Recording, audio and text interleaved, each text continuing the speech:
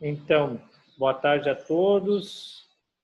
Hoje a aula é da nossa excelentíssima patologista, a doutora Daniela, Obrigada. que vai nos falar sobre rotinas em patologia mamária, que é um assunto extremamente importante para a nossa rotina diária, né? Para a gente seguir os preceitos e as orientações do patologista aí, para a gente não perder a oportunidade de fazer diagnósticos completos, né, com tudo que a patologia possa nos oferecer, né? Então, Daniela, fica à Obrigada, vontade, Braulio. seja bem-vinda. Então, boa noite, pessoal. Essa é uma aula bem importante por causa da conexão que a gente tem. A gente vai dar os exemplos aqui do serviço de masto, rádio e patologia aqui do HU. Então, nós temos uma conexão muito grande com os cirurgiões, né? Principalmente o Braulio, o Renato, a Juliana, a Érica, que fazem mama aqui, né? E essa aula ela veio para mostrar coisas que são rotineiras. Então, eu vou apresentar coisas que podem parecer simples, mas é um simples complexo, porque não é todo mundo que faz. E vocês vão ter a percepção para usar nas rotinas de vocês, né? Então, só lembrando a importância de a gente estudar as questões da mama. A mama, ela é um anexo epidérmico, ela é um anexo especializado da pele. E ela evolui ao longo da vida, ela tem a fase que é a pré-púbere, né? Depois ela começa a ter o estágio de estimulação de hormônios, ela faz uma mama adulta e depois uma mama involutiva, né? Então, em cada momento a gente espera algumas doenças e eu sempre explico para os nossos residentes que a mama ela é compartimentada, ela tem compartimentos.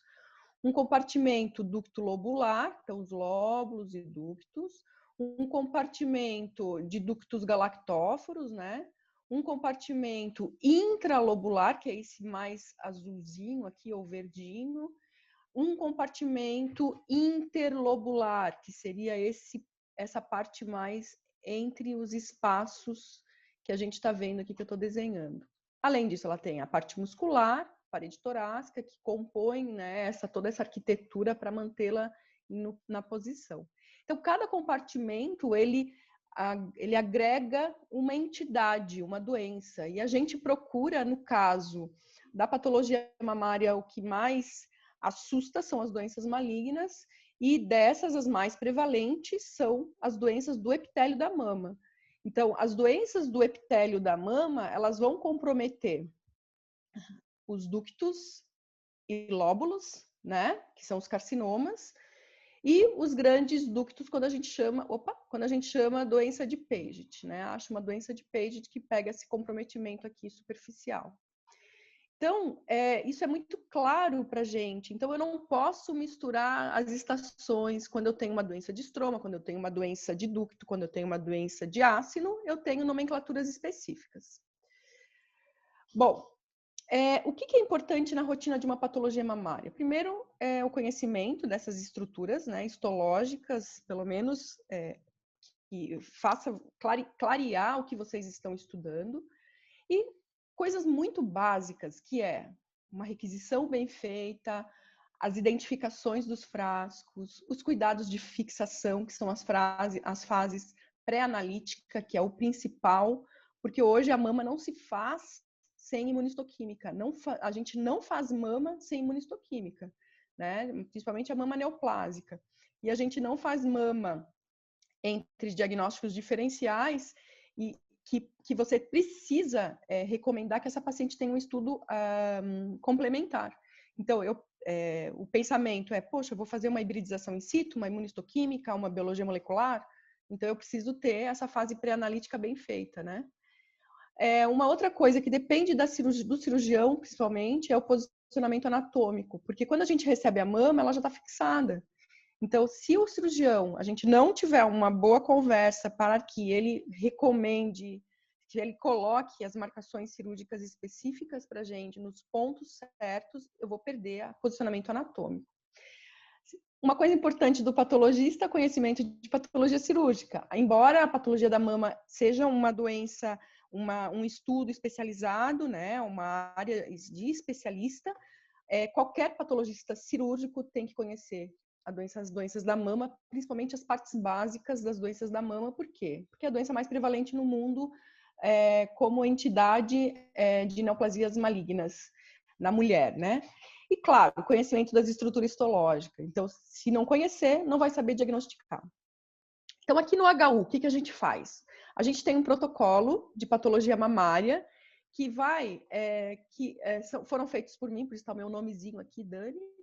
Mas, assim, eles sempre são atualizados e eles seguem os protocolos da Sociedade Brasileira de Patologia, do Colégio Americano de Patologia, do AJCC. E assim, eles seguem os protocolos de forma rígida. Se a gente não estiver utilizando isso, a gente está errando. Então, o residente, se ele não estiver observando esses protocolos, ele erra, né? E dentre esses protocolos, o que a gente faz bastante aqui no HU? A core biopsy, né? Que é um procedimento que vem de pacientes externos ou pacientes daqui do hospital ou pacientes internados. Eles são guiados por ultrassom ou por mamografia, exames de imagem, né, de uma maneira geral. E eles têm indicações específicas, né, e seguem as indicações gerenciadas pelos médicos assistentes. Só que a gente consegue fazer essa coleta aqui e consegue seguir os protocolos. Da mesma forma, a gente tem biópsias incisionais, ressecções segmentares, as ampliações de margem, que a gente tem alguns casos aqui, as mastectomias, as peças pós-tratamento neoadjuvante, que são peças predominantemente dos mastologistas, e além disso temos as ginecomastias e as mastopexias do pessoal da cirúrgica. Então, o que é recomendado? É recomendado que a gente conheça o tipo de peça que está sendo enviado. Não adianta você querer fazer mama e você não saber o que você precisa reconhecer. Se você tem uma peça, uma mamoplastia, uma mastectomia radical, que tem segmento de pele, tem mamilo, você tem um tipo de conduta a ser amostrada. Se você tem uma peça que você tem a ressecção com a preservação do mamilo, preservação do mamilo, você tem outra conduta. E se você tem uma peça que você tem adenomastectomia, você tem outra conduta. Então, assim, na rotina, vamos começar do início. Dentro do HU, a gente consegue fazer as punções aspirativas por agulha fina, que são guiadas por ultrassom, feitas por patologista e auxiliadas pelo serviço de radiologia. Quando os casos são muito bem orientados e indicados, os diagnósticos eles são precisos, com alta sensibilidade, alta especificidade, e é um excelente método quando ele é bem indicado. Então, algumas lesões, os BIRADS 3, por exemplo, que necessitam aspirar as lesões císticas também, por exemplo, a gente consegue, os fibroadenomas, que são lesões benignas, a gente consegue fazer diagnósticos muito fáceis com a punção aspirativa com agulha fina. Puncionar linfonodo axilar suspeito, por exemplo, também conseguimos, principalmente como um método, ele é muito bom porque a gente consegue fazer, inclusive, a imunocitoquímica nesse material. A core biopsy, as biópsias de peças e a imunistoquímica, então, são feitas aqui. O que a gente não faz? Hoje a gente não faz o CISH, o QISH e o FISH, que são métodos de hibridização in situ. Todas essas amostras que precisam ser feitas são encaminhadas para o CEPOM. E a biologia molecular, com as pesquisas das mutações, a gente também ainda não faz aqui. Mas, em relação à core biopsy, por exemplo, que é um método que se faz a gente faz semanalmente com os mastologistas, a Juliana e a Érica, principalmente, e o pessoal da radiologia, o mais importante dessa amostra é a identificação correta, a identificação do BIRADS, para a gente fazer associação anátomo-radiológica, o tempo de fixação, que seria a fase pré-analítica. Por quê? Toda a biópsia que passar esse tempo de 72 horas, ele perde a expressão de algumas proteínas e prejudica a imunistoquímica. E perde a expressão dos elementos por destruição mesmo, de excesso de fixação. E se esse paciente precisar fazer, por exemplo, uma hibridização in situ ou biologia molecular, também corre o risco dessa paciente ter a perda dessas proteínas, dessas expressões proteicas. Então, o cuidado da nossa core biopsy é um material urgente, tem que ser enviado de forma rápida, com cuidado de ter o formol tamponado, isso é de responsabilidade do médico assistente, e a gente, a partir do momento que ele entra no nosso serviço, ele vira nossa responsabilidade e toda a rotina é feita dessa forma. A imunistoquímica, ela não é exclusivamente para avaliação de fatores prognósticos ou preditivos. Por quê? Porque às vezes eu tenho lesões benignas que eu posso fazer uso da imunistoquímica para confirmar o diagnóstico de uma lesão benigna. Ou eu tenho uma lesão que o mastologista achou que fosse, na classificação determinou que era um BIRADS 4B, onde eu tenho até 50% de chance de ser uma lesão maligna, e eu não consigo avaliar de uma forma adequada, porque a amostra veio inadequada. Eu tenho que usar a mão da imunistoquímica para complementar, e algumas vezes não dá certo. Então, essa conversa entre o mastologista ou o radiologista com o patologista é fundamental. Então, nem sempre uma amostra vai vir adequada dessa forma. Essa amostra aqui é a amostra que a Juliana fez essa semana agora, segunda-feira, da nossa paciente, e é um excelente material, que ele tem uma porcentagem de tumor de quase 80% da amostra, com a imunistoquímica realizada nessa amostra, mostrando, por exemplo, que é um carcinoma lobular invasivo. E os fatores prognósticos de RE-RP, o SERB, que é o HER2, e o KI67, sendo realizados de forma automatizada. Então, onde faz esse tipo de imunistoquímica automatizada? Em Florianópolis. Não são todos os lugares. No serviço público é o CEPOM e a gente. O CEPOM começou faz pouco tempo, a gente já faz há muito tempo essa imunistoquímica automatizada, que ela realmente dá um padrão de qualidade diferenciado. Então, isso depende do quê? Depende do tempo que ele fica fixando, do recebimento da amostra vir no mesmo dia, dos cuidados com o formol tamponado e de uma amostra adequada como essa daqui. Então, é um dos exames que a gente consegue fazer. Então, evoluindo agora nos tipos de peças cirúrgicas, né? O que é importante numa peça cirúrgica independente da amostra? Isso também é uma peça nossa, aqui do serviço. O importante é o mastologista, ele marcar as áreas, as margens cirúrgicas, o que é o cranial, o que é o lateral e o medial. Como um fio curto cranial, que não dá para ver nessa imagem, mas um fio longo lateral e um fio médio medial. Por quê? Porque o posicionamento da peça eu não consigo adivinhar. E o que depende desse posicionamento? As margens cirúrgicas.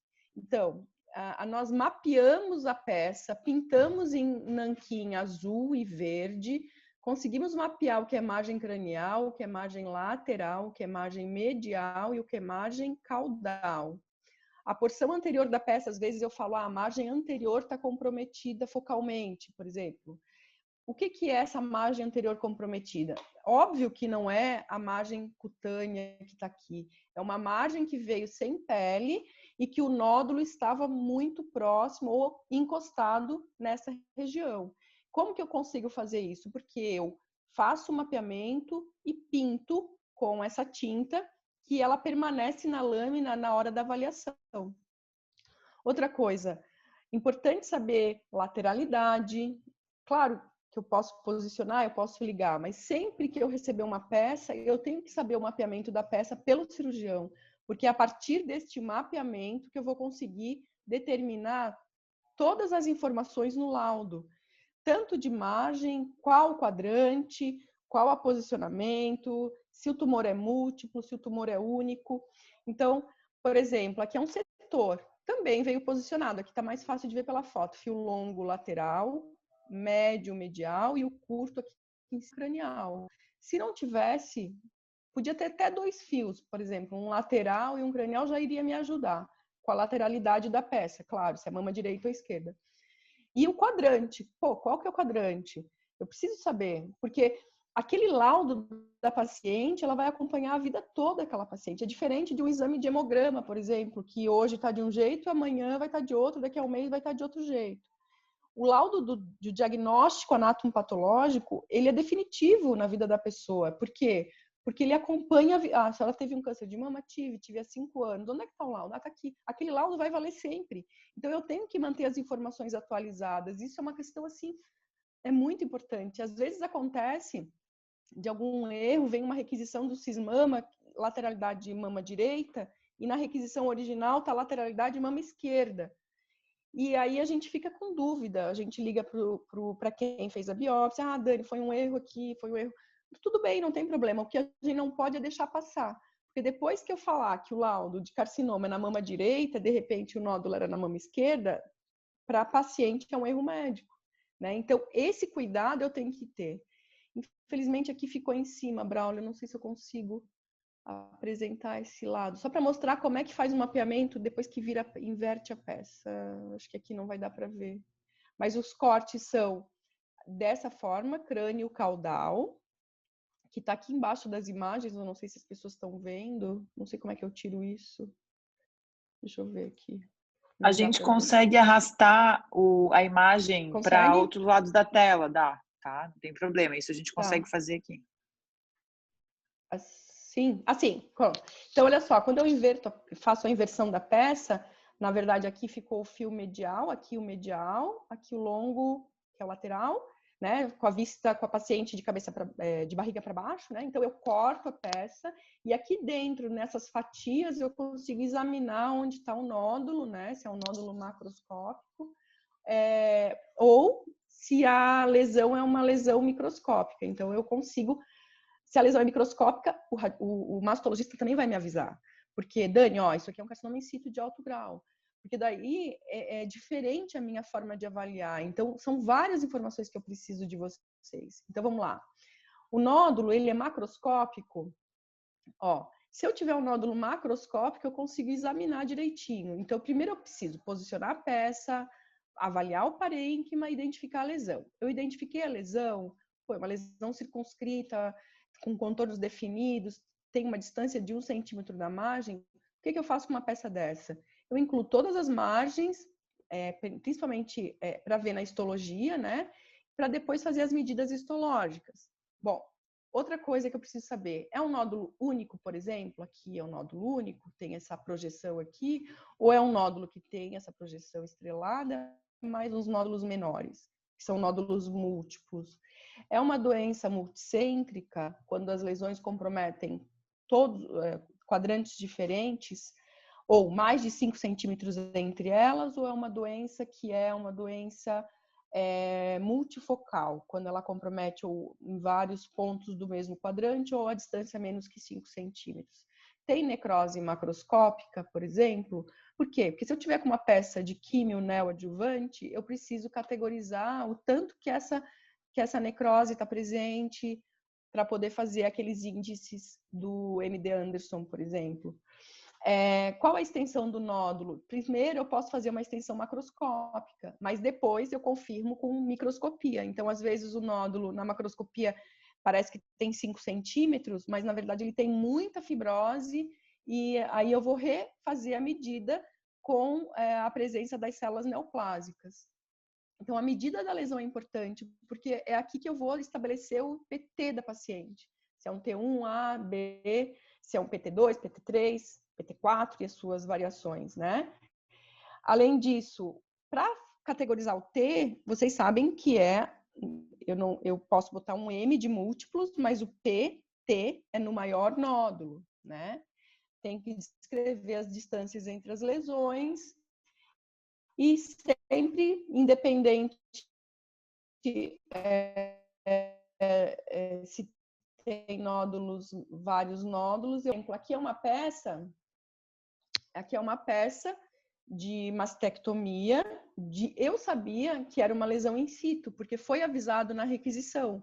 Então, aqui eu tenho o quadrante superior medial, é uma peça aqui do HU, o inferior medial ou interno, aqui o quadrante superior externo ou lateral, quadrante inferior externo ou lateral. E o cirurgião me falou, Dani, ó, o tumor está no quadrante superior lateral, que era nessa área aqui. Só que ele me avisou que era uma doença in situ, não era uma doença que mostrava nódulo. Então, isso aqui faz a diferença para mim. Por quê? Porque eu já vou fazer um quadrante inteiro dessa área, vou mapear em sequência e vou fazer toda a área em sequência, em cassetes, para poder fazer o mapeamento microscópico da lesão. Por isso que às vezes eu falo, olha, a lesão está em 20 blocos, de 35 blocos incluídos, comprometendo o maior foco, tantos milímetros ou tantos centímetros. Eu posso ter tumores de 2 centímetros, por exemplo, eu posso ter tumores de 5 milímetros, por exemplo, mas comprometendo muitos focos. Então, tudo isso são informações essenciais e depois para o oncologista, que é a extensão da doença, apesar de ter um tumor in situ, e a margem. Por quê? A margem de uma doença in situ, que às vezes a gente sempre conversa aqui no setor, faz reuniões, ela é uma coisa assim, ela parece ser uma coisa de... como é que ela consegue fazer isso, né? Agora eu vou explicar aqui nessas fotos. Por quê? Porque a doença da mama, por isso que tem que conhecer a histologia, ela é ducto lobular. E o carcinoma ductal in situ, ele compromete os espaços dentro do ducto, sem infiltrar o estroma. Se for um carcinoma lobular, ele surge dessa unidade. Se for um carcinoma ductal in situ, ele surge dessa unidade. Só que a neoplasia lobular in situ hoje, ela foi retirada da entidade neoplasia, ela tanto que saiu do TNM, ela não considera mais um PT-TIS. Hoje o PT-TIS, que é o PTIS, que é o tumor in situ, ele é somente categorizado dentro do ductal in situ. Então a gente vai falar como se fosse... A gente vai falar do ductal in situ. Então, o ductal in situ é essa neoplasia que compromete o ducto, como se fosse um caninho, e às vezes eu até falo, olha, tem extensão lobular, quando ele vai para dentro do lóbulo, mas tudo in situ. Ele não é uma lesão que faça invasão. Então, ele tem um comportamento biológico diferente. O que acontece? O problema dele é que quando ele está na margem, por exemplo, aqui ou aqui, ó, tem uma margem aqui, ele recidiva. Ah, mas ele demora para recidivar, vamos fazer radioterapia. Eu não sei o que vai ser a conduta, se vai ser mastectomia para tirar a doença local ou se vai ser radioterapia. Mas o que eu tenho, qual é a minha função? A minha função é dizer se a margem está comprometida. Como que eu faço isso? Eu incluo a peça toda. Então, vem um setor de neoplasia in situ, o residente já sabe que tem que me chamar, a gente faz todo um mapeamento de margens, cranial, caudal, lateral, medial, anterior e profunda, faz esses quadradinhos aqui e a gente inclui toda a neoplasia. E aí, nessas margens que eu marco com nanquinha, que eu vou ver a margem comprometida. É assim que se faz mesmo. Demora muito, é muito elaborado. Às vezes tem 60 cassetes, 60 lâminas para ver, 70, 80 lâminas, dependendo do tamanho do setor. E é só dessa forma que a gente consegue trabalhar. Então, quais são os cuidados de margem? Os cuidados das margens é assim, eu preciso saber se a doença é invasiva como essa, se é uma doença invasiva como essa e que tem um componente cístico, ou se ela tem um componente ductal associado in situ, que é isso aqui, ó. São esses cordões macroscópicos que, na verdade, representam esse tumor aqui. Quais são os maiores riscos? É a recidiva. E o que eu sou obrigada a dar nesse laudo? Eu sempre sou obrigada a dar, por exemplo, num laudo de doença in situ, o grau nuclear. Um grau 1 nuclear tem um comportamento biológico. E a presença ou não de receptor de estrógeno e progesterona, que eu faço sempre os dois. Por quê? Porque isso vai auxiliar um oncologista a ver a necessidade ou não de fazer o tamoxifeno, né? Então, assim, eu sempre vou dar a extensão, o grau nuclear e a margem. E isso, a margem, ela é importante, por quê? Porque tem um ponto de corte da margem, que é essa coisinha aqui, ó, que é isso aqui, ó, que é isso aqui, apesar de parecer inocente, é um carcinoma ductal in situ, padrão micropapilar, padrão cribriforme, grau nuclear baixo, né, um grau nuclear 1. Mas ele tem uma distância dessa tinta preta aqui, que é a tinta do nanquim que a gente pinta na macroscopia. E essa distância, o ponto de eu considerar a margem comprometida hoje, pela literatura, se eu te falar assim, ó, eu não vou falar se a margem está livre ou comprometida, eu vou dar a distância da margem. Então, quando essa neoplasia in situ distar de 2 milímetros para menos, ela é para ser considerada uma neoplasia com margem, é para ser considerada margem comprometida na neoplasia in situ. Se eu disser, ao contrário, de um componente invasivo, por exemplo, o componente invasivo ele não pode tocar a tinta. Então, não importa se o componente invasivo tem 1 milímetro de distância, ou tem 2 milímetros de distância, ou tem 0,5 milímetros de distância. O invasivo é considerado livre se não tocar a tinta. Já o in situ, não. Ele é considerado comprometida a margem se ele tiver a distância de 2 milímetros da margem. Então, isso tem que ficar bem claro para o mastologista e para o oncologista, pelo risco da recidiva. Como que a gente marca uma peça? Bom, a peça o cirurgião vai mandar, eu já sei que é um setor, que é quadrante superior lateral, por exemplo, da mama direita. Ele vai marcar com os fios, eu sei o que é cranial, caudal, medial, lateral. E eu faço o quê? Eu pinto, eu posso pintar de uma cor só, por exemplo, um nanquim preto, mas aqui no serviço a gente usa o azul como margem anterior, o verde como margem posterior. E a gente usa a linha que o cirurgião coloca, que o mastologista coloca, para delimitar exatamente daquela linha para frente, eu vou considerar tudo anterior. Por quê? Quando eu dou, por exemplo, uma margem cranial comprometida que está mais na área azul, eu posso falar, Juliana, Braulio, Renato, ó, a margem cranial mais anterior está comprometida. Se eu der uma margem cranial mais para o lado do verde, eu posso dizer, olha, está mais profunda a margem. Então, assim, são coisas que a gente pode falar, mas isso porque a gente conversa, porque a gente tem uma equipe que conversa. Eu também posso trabalhar dessa forma, tem vários serviços que trabalham dessa forma, que seria outras cores de nanquim, mas o que importa é o quê? Eu consegui ver que o nanquim está nessa margem histológica e essa célula, ai, mas é tão pequenininha, Dani, é pequenininha, é uma coisa de louco isso aqui é um carcinoma lobular da mama, é um carcinoma lobular clássico, que ele realmente vai em cordõezinhos ou células isoladas e ele está aqui na margem. Então, esta margem é comprometida. É um caso nosso com margem de não é de agora, mas é uma peça de carcinoma lobular invasivo comprometido. O carcinoma lobular, como entidade, ele até é um comportamento biológico assim, né, indolente, RE positivo, luminal A, geralmente, Ki67 baixo. O problema é que ele não tem limite. Então, eu preciso sempre demarcar essas margens, né? Porque o comportamento biológico dele de recidiva, ele é danado. Já, por exemplo, eu posso usar uma imunistoquímica se eu tiver em dúvida, um CKPU, por exemplo, que é uma citoqueratina, para marcar essas bolinhas pequenininhas que parecem formiguinhas, na verdade são células neoplásicas perto de uma margem cirúrgica aqui pintada, tá vendo? E essa célula neoplásica não está na tinta. Ó, tem uma aqui bem na beiradinha.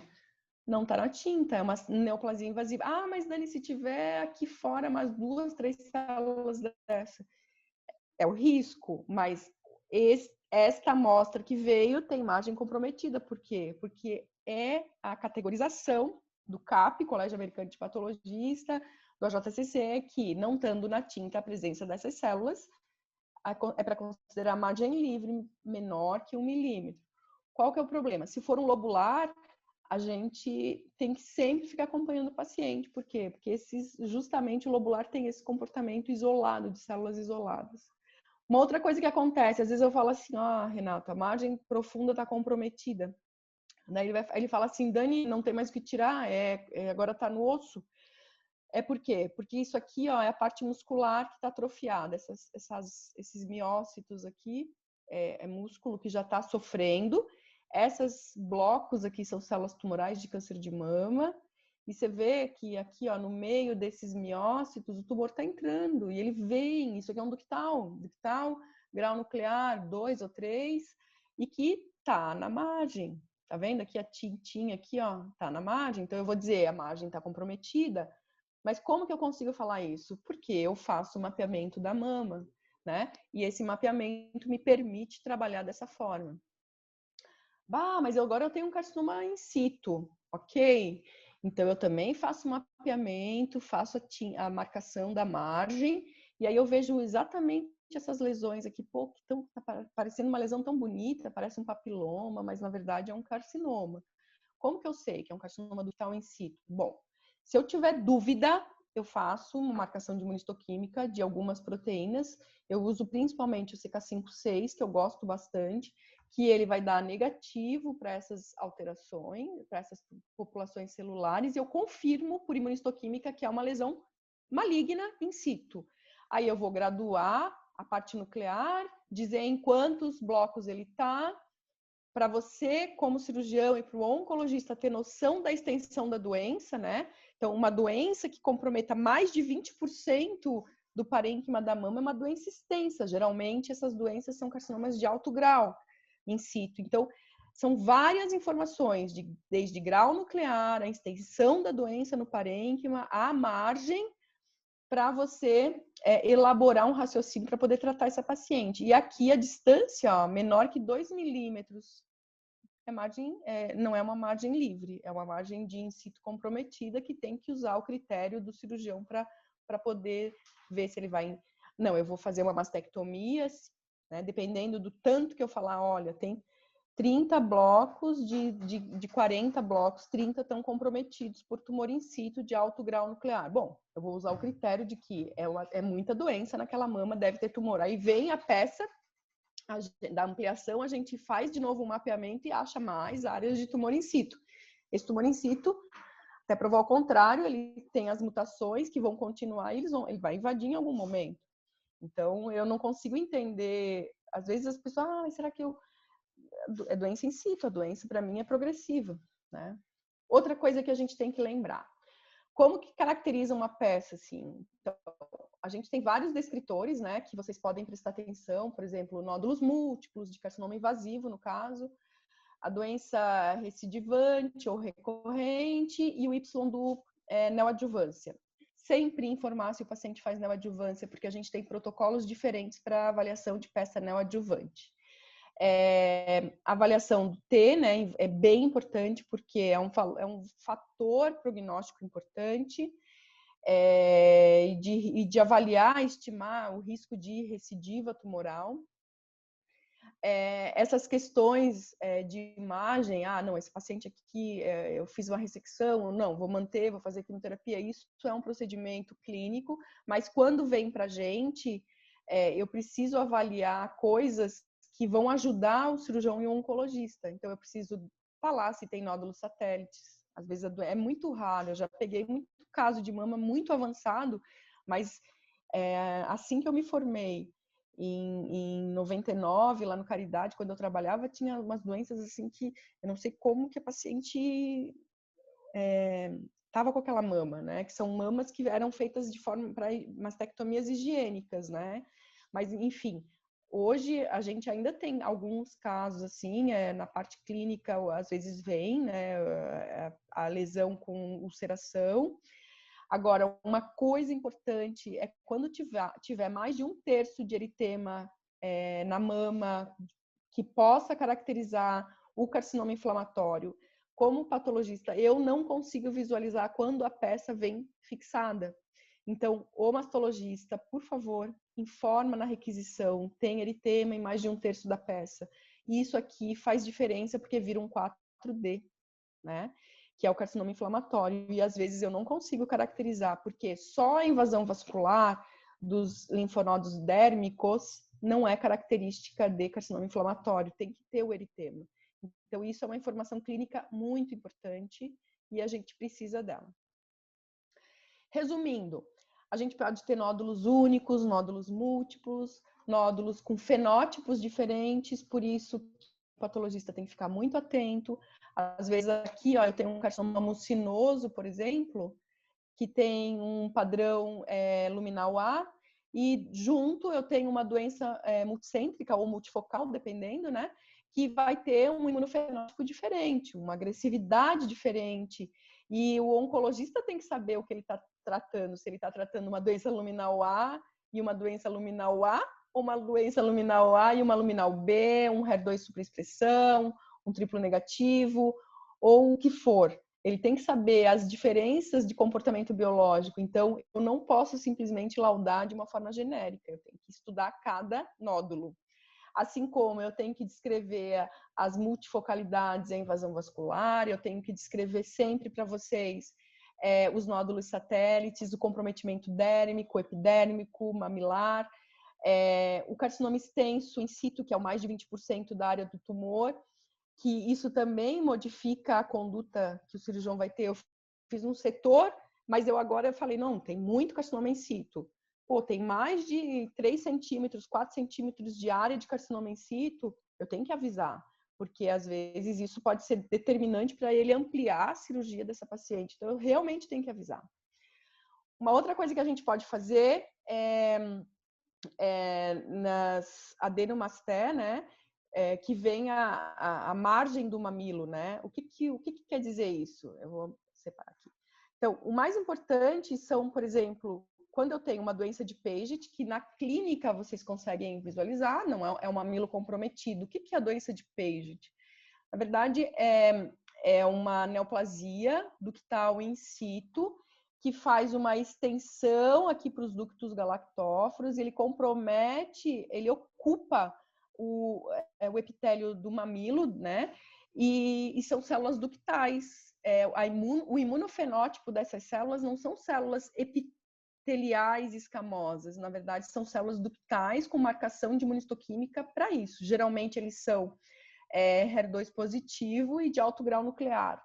Então, essa doença é uma doença, eu refiro como é uma doença in situ, mas ela pode estar associada com carcinoma invasivo.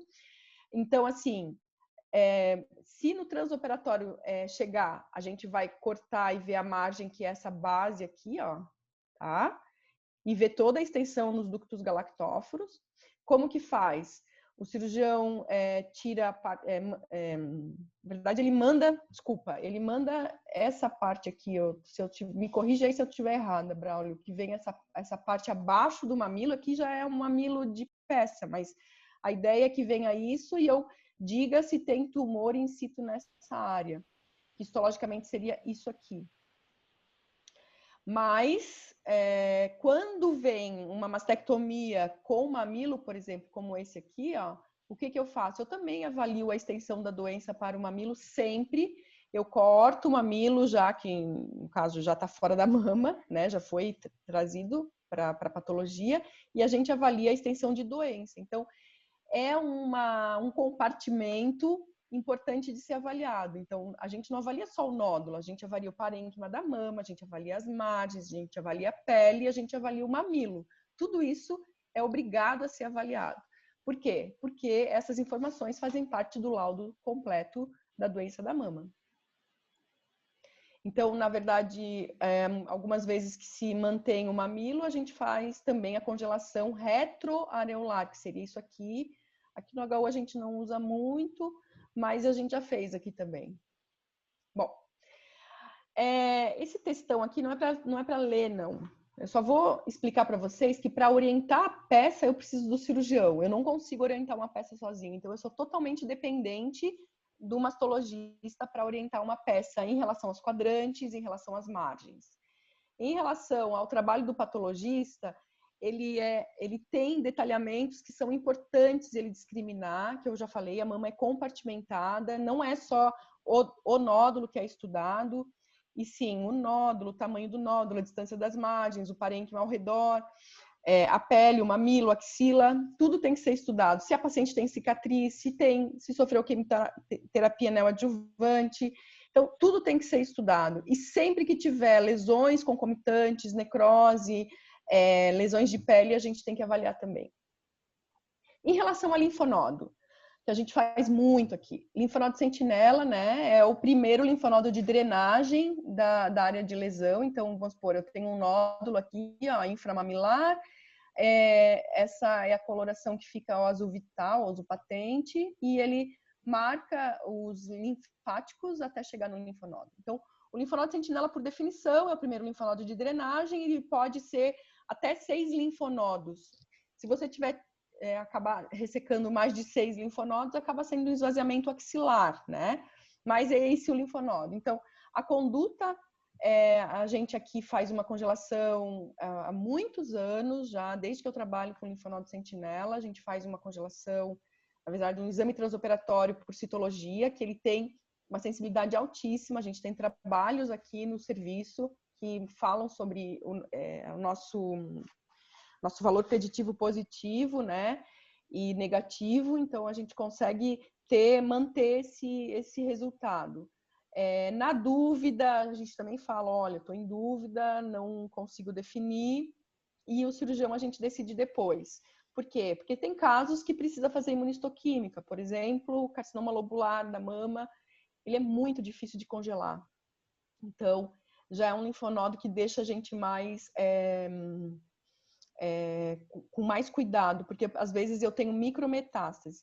Então, assim, mas Dani, depois que deu micrometástase na peça, que foi confirmado por imunistoquímica, é menos de 2 milímetros e células isoladas até 200 células, muda a conduta? Então, tecnicamente, a célula isolada, ela é considerada um PN 0MI, né, ou por imunistoquímica, IHQ positivo.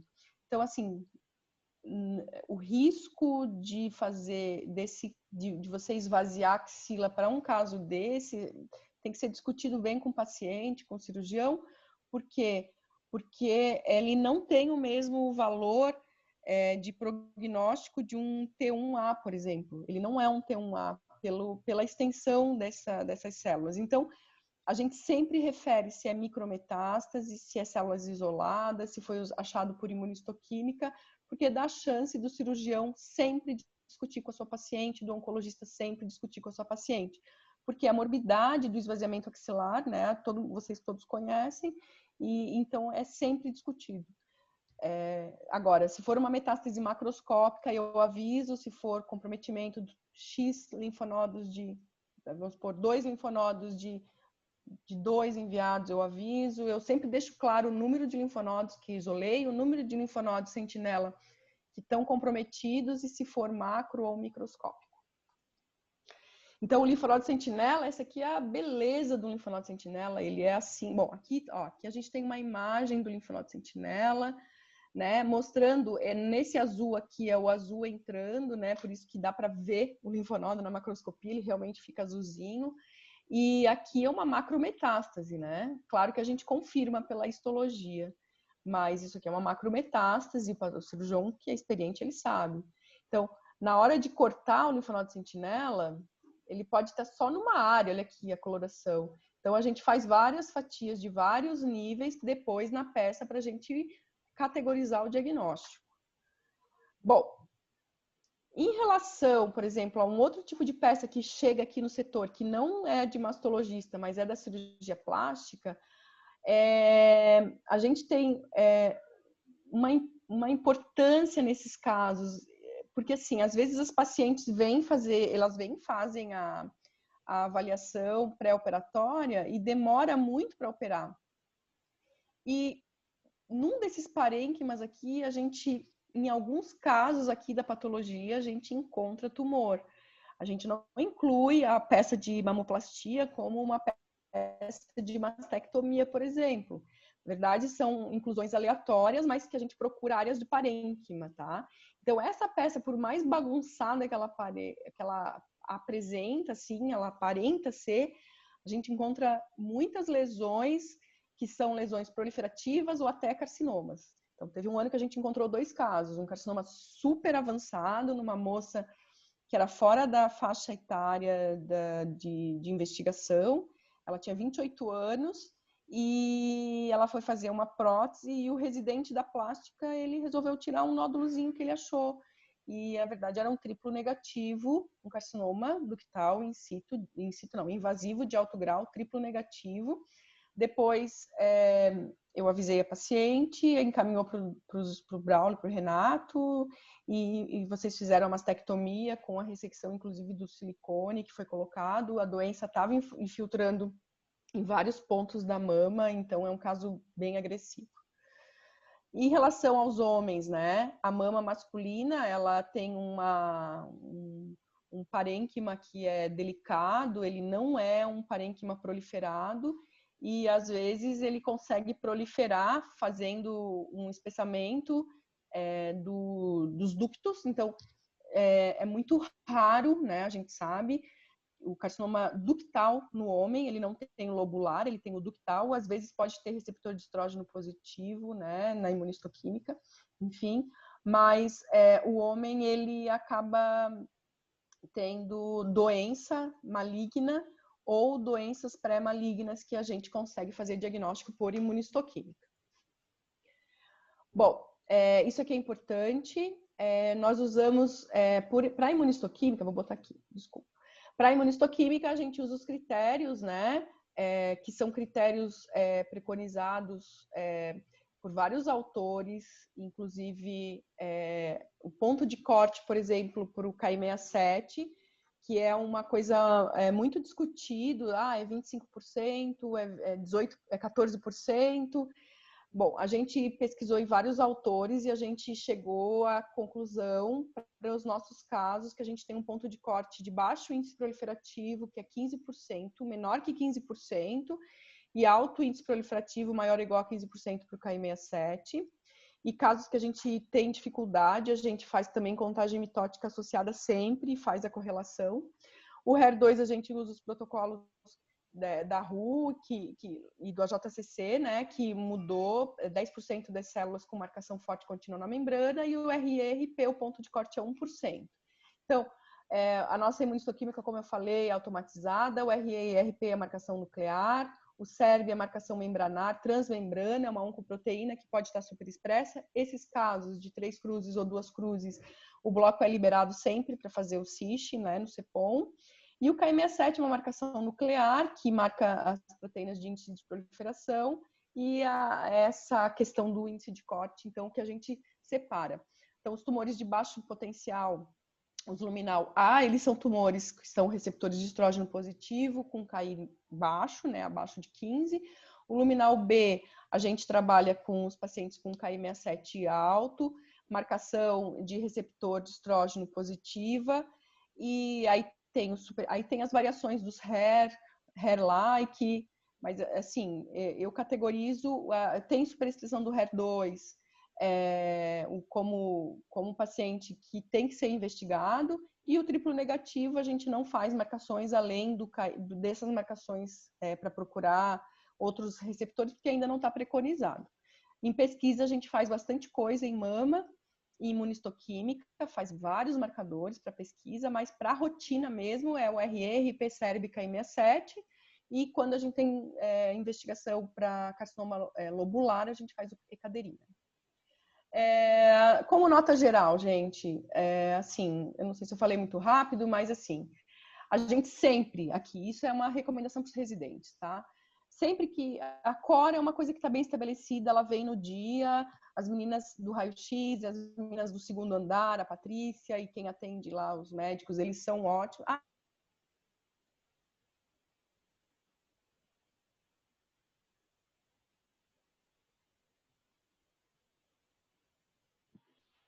Alô? Oi. Oi, acho que caiu a conexão da Dani, né? E eu vi que antes dela cair, tava assim, o usuário caiu. Eu não sei se é alguma coisa da conexão. Deve ser. Vamos aguardar um minutinho que ela deve estar tentando retornar.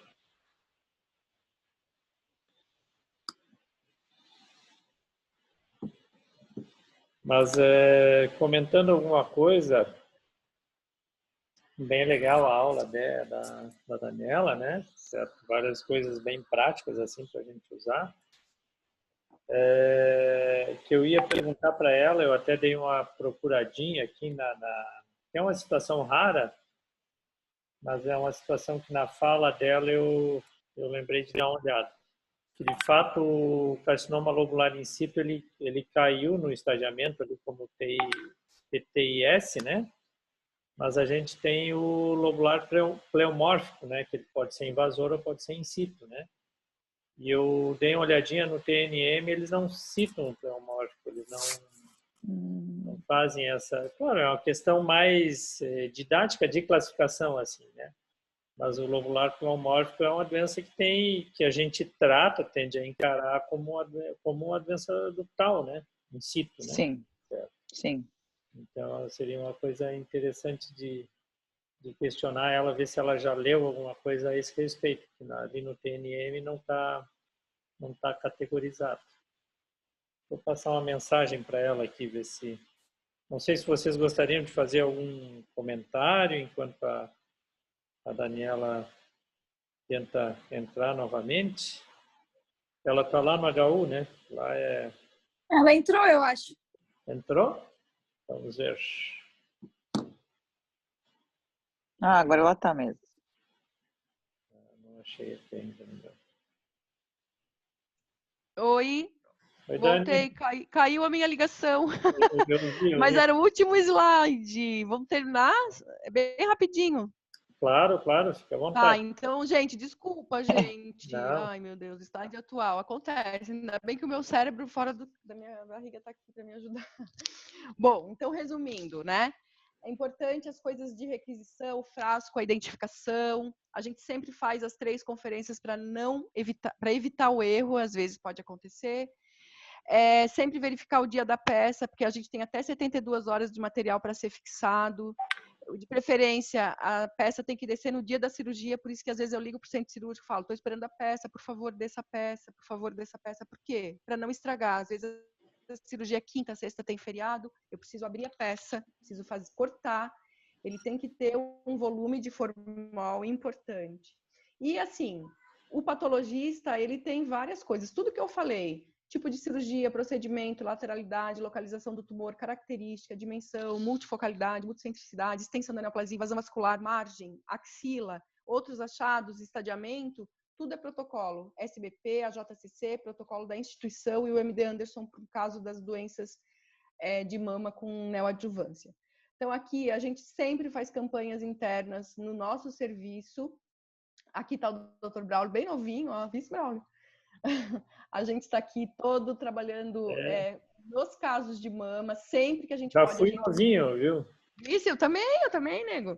E aqui são campanhas que a gente faz no Outubro Rosa, assim, convidando os acadêmicos, né? E a gente conversa com a comunidade universitária, os funcionários do HU, quem tiver no HU a gente apresenta, mostra a mamografia, mostra casos, mostra peça. E é isso, acho que é isso que eu tinha para falar. Gabriel, me ajuda aqui, onde é que eu tô? Isso. Então, assim, ó, eu agradeço, eu não sei se falei muito rápido, Braulio. Não, estava ótimo, né? Muito legal. Muito legal, é que é muito assunto mesmo para abordar, né? É muito assunto. Tô aqui de volta. Isso. Desculpa, caiu a ligação aqui no meio. Não, fica tranquila. Então, assim, Dani, uma coisa que eu dei uma olhadinha, e na tua fala, durante a tua fala, eu lembrei, assim, né, da situação, que de fato, que você comentou ali do lobular, ele saiu do TNM como O in situ TIS. saiu. A neoplasia Lobular in situ virou neoplasia, lobular in situ, até tem outros nomes. Pode usar ainda pela RU, pode usar ainda carcinoma lobular in situ. Ele não recomenda, mas pode usar essa nomenclatura, mas ele, na verdade, ele é um marcador de doença. Sim, não o significado é esse, né? Ele é como marcador de doença. Então, assim, a gente sempre presta atenção, porque às vezes ele aparece, e para laudar essa doença, sempre imunistoquímica. Eu não faço mais nada sem imunistoquímica. Não tem achismo, não dá.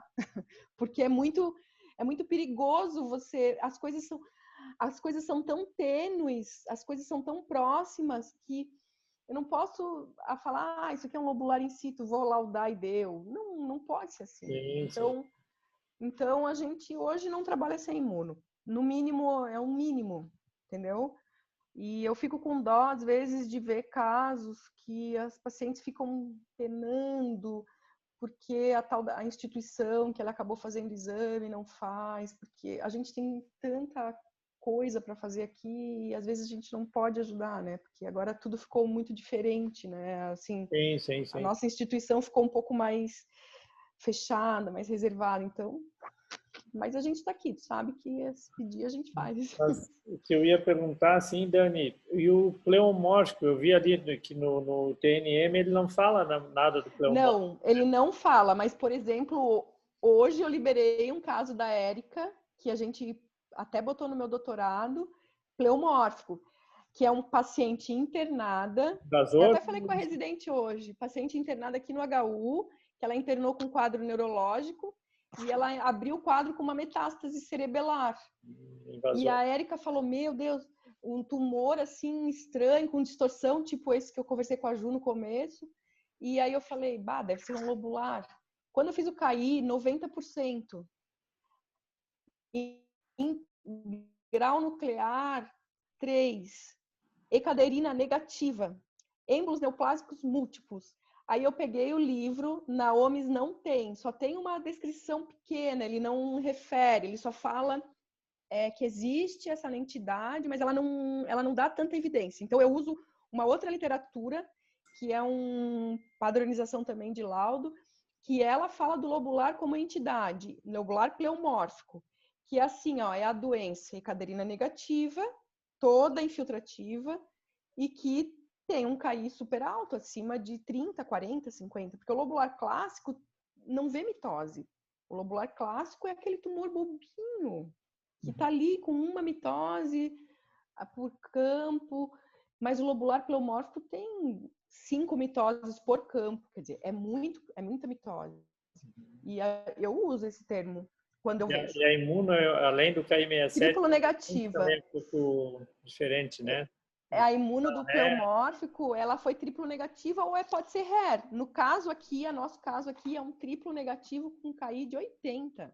KI de 80, Braulio. É uma coisa assim que choca quando vê. Porque a gente fica triste. Eu vi a paciente, ela falou, eu não tinha nódulo.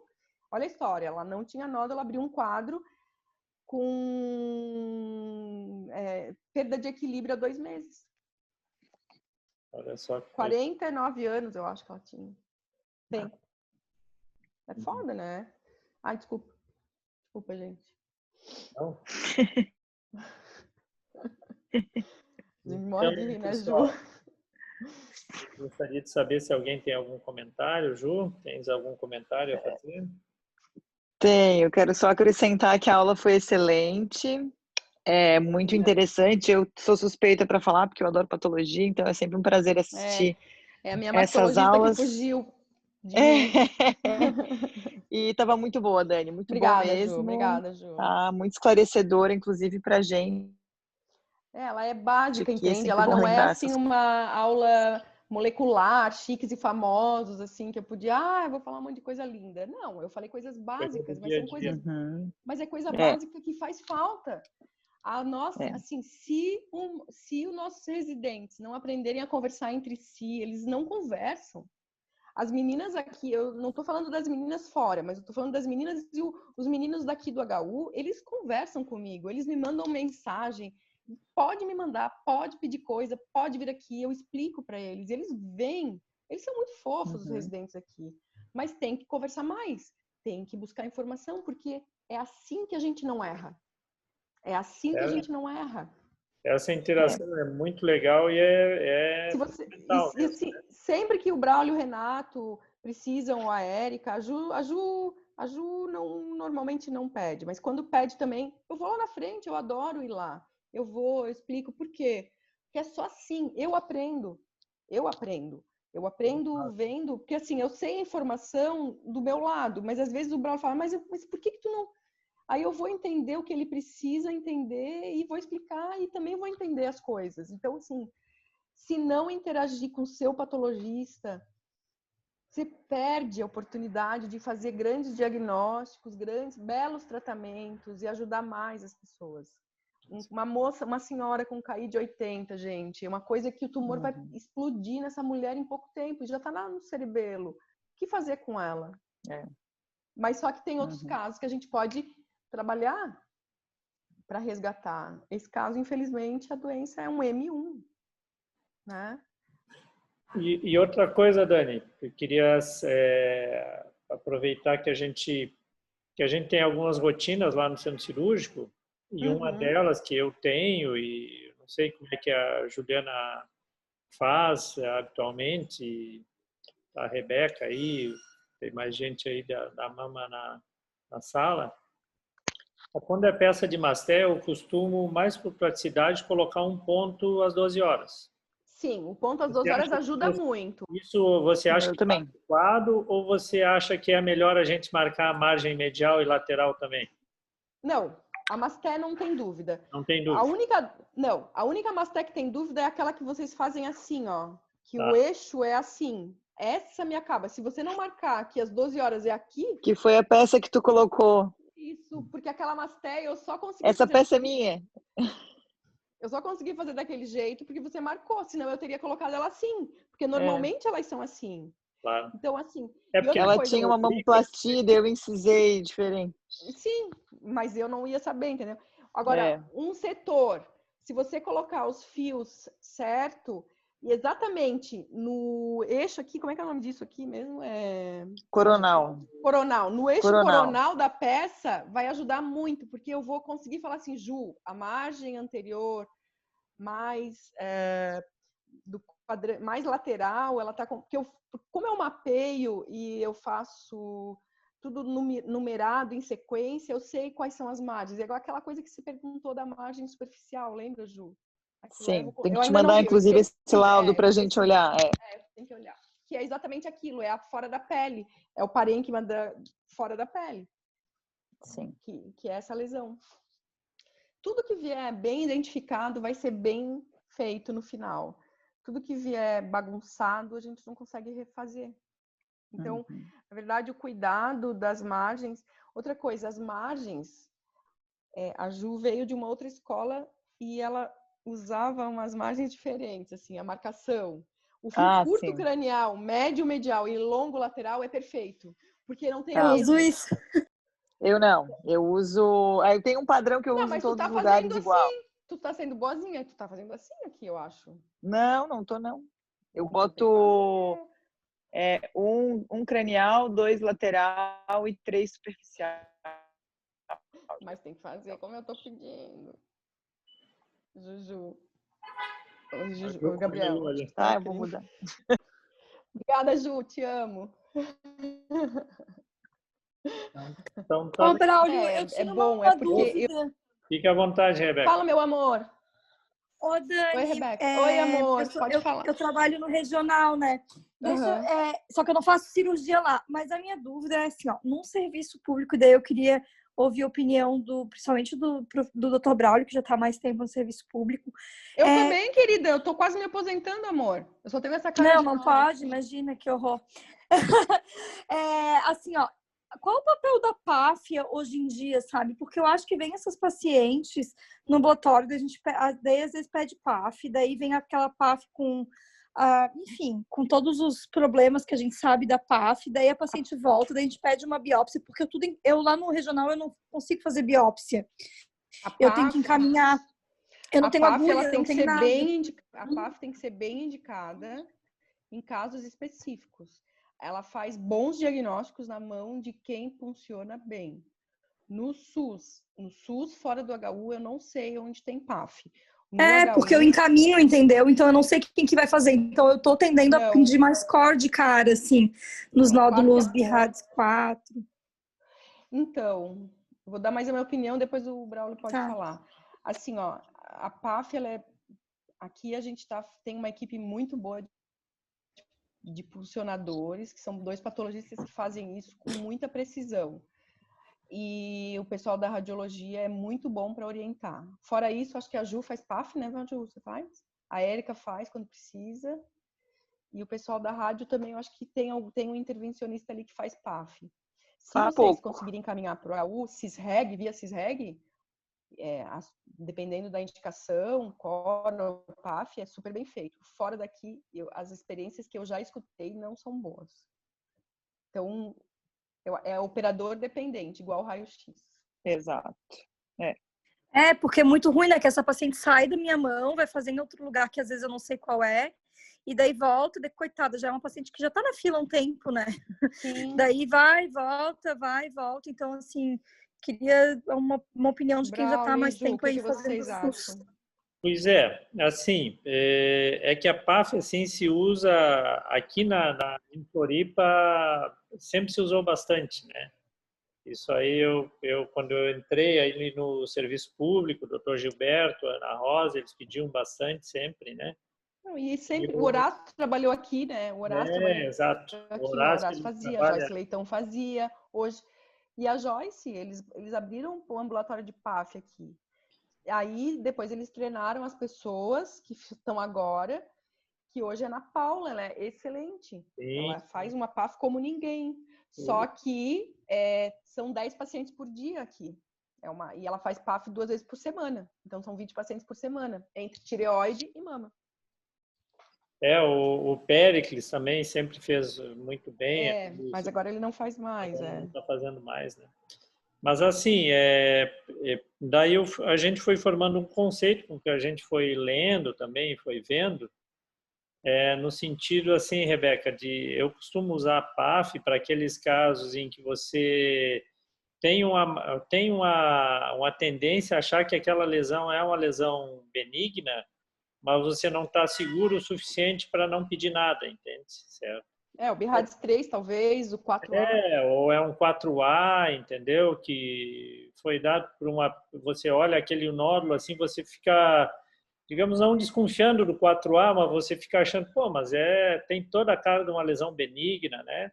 São lesões pequenas que às vezes a gente tem uma dificuldade maior para conseguir material, né? Certo? E a PAF tem uma sensibilidade boa, os patologistas costumam enxergar bem, né? E a gente consegue resolver o caso na maioria das vezes. Olha, eu te digo assim que eu conto nos dedos da mão alguma lesão que a gente tenha pedido PAF e que a gente tenha achado que é uma lesão benigna e que na evolução foi se ver que era outra coisa, entende? Olha, nesses anos todos, raras vezes eu vivenciei alguma coisa assim, sabe? A escola de Florianópolis para cito, ela é boa. As pessoas Exatamente. fazem treinamento de cito, o patologista que lê cito em Florianópolis é um bom patologista, sempre. Não é muito difícil ter um patologista. O problema para funcionar tem que ter ultrassons. Não adianta funcionar palpando. O operador dependente influencia muito. Né? Então... E daí, claro, teria que ver aí no regional, Rebeca, como que é a situação aí, né? De quem é que vai fazer, como é que é toda essa situação, né? Porque às vezes, muitas vezes ocorre, você tem um BIRADS 4A, lesão menor que 1 centímetro, né? A cor a gente sabe que não é um exame tão barato também, né? Só a agulha da cor é uns R$200, né? Eu não tinha, agora estou até sem agulha de cor, a gente pediu para a secretaria, certo. Mas aqui, enfim, bati em algumas burocracias. Agulha de cor, né? Então a gente eu acho assim, ó, que o serviço podia se destacar, os serviços que fazem mama, não sei se talvez seja uma coisa que não real, mas eu fico muito preocupada com essas, muito caso, a gente tem muito caso. Então, eu não sei se daria para ter um entrosamento maior entre os serviços, unir essas coisas relacionadas à biópsia e acesso à biópsia, acesso à anatomia, acesso à imunistoquímica. Não sei, talvez, quem sabe, a gente consiga fazer uma coisa, fortalecer melhor isso e E as pessoas Então, darem mais acesso. isso, então, e a corda, aí a gente acaba pedindo para aqueles casos que você tende a achar que são lesões importantes mesmo, né? É um Bihertz 4B, que você percebe que é uma lesão mais suspeita, 4C, daí para cima, né? Uhum. Então, lesões maiores, né? Que daí por si só são lesões mais suspeitas, né? Uhum. Então, eu tendo a agir desse jeito, tenho agido desse jeito nesses anos todos e não tenho me arrependido, assim. Eu acho que a gente consegue manter o sistema funcionando bem, porque também ocorre, assim, às vezes faltar agulha de cor, né? Então a gente tem essa preocupação também de manter o sistema funcionando, né? De repente a gente começa a pedir corda, daqui a pouco falta agulha, daqui a pouco para aqueles casos, entende? Então é uma série de coisas que no SUS a gente vivencia. Mas eu te digo assim que mesmo no consultório, sabe? Pacientes privados, pacientes de convênio, eu não me privo de solicitar PAF quando nesses critérios, assim, quando eu acho que tem indicação e olha, não tenho me arrependido, assim, né? Posso mudar de ideia, né? Espero ter alguns anos para frente para trabalhar ainda e sempre tenho sempre estou aberto para questionamentos e possibilidade de mudar as condutas, né? Mas até agora, assim, pelo que eu tenho percebido, tem funcionado bem, assim, certo? Sim. Então, alguém gostaria de fazer algum comentário, perguntar, explorar um pouco mais a doutora Daniela? Se ninguém tiver mais comentários, então, daí eu interrompendo. Dani, muito obrigado de novo e obrigado por todas as Obrigada suas pelo participações aí, convite. pela parceria. Adorei. Muito Sempre. bom trabalhar contigo e nos Dani. encontramos aí no dia a dia, nos corredores. Sim, sim, sim, com certeza. Ó, beijo para todo mundo. Ana, Obrigada, beijo. Dani. Beijo, Abraço a Juju. todos. Tchau, Beijo. Braulio. Boa Abraço, noite. Braulio, abraço. Tchau.